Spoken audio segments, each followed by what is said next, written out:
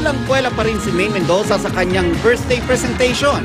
Pero nasurpresa siya nang nagpakitang gilas sa EB stage ang kanyang fans. Nagbuji pa ang kanyang mga lola. Ang forever mapang-asar na si Jose, tila binuko ang birthday girl. Siya dalaga na at may boyfriend na nga ata. Siyempre, hindi rin nawala ang dance number ni Maine with Alden. Nagbigay rin si Alden ng 5 gifts. May katumbas na regalo si Alden para sa bawat letra sa pangalan ni Maine. Engagement? Engagement ring? Etong letter E na to is for your eyes only. Pag handa ka na, ako magsusuot sa'yo nito. Siyempre, inabangan ng lahat ang kiss ng dalawa. Hindi niyo alam kung anong dinadasal ko. Ano? Ano ba dinadasal mo? Sana tumama.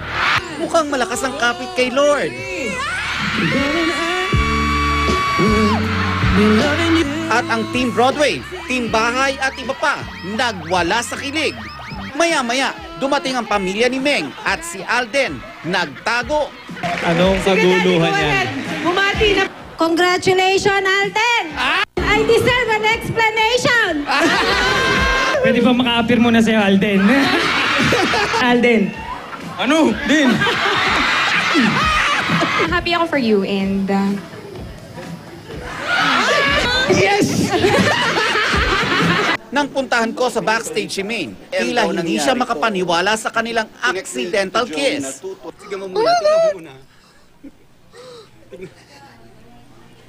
Sabi ko sa chicks lang, biglang gumano.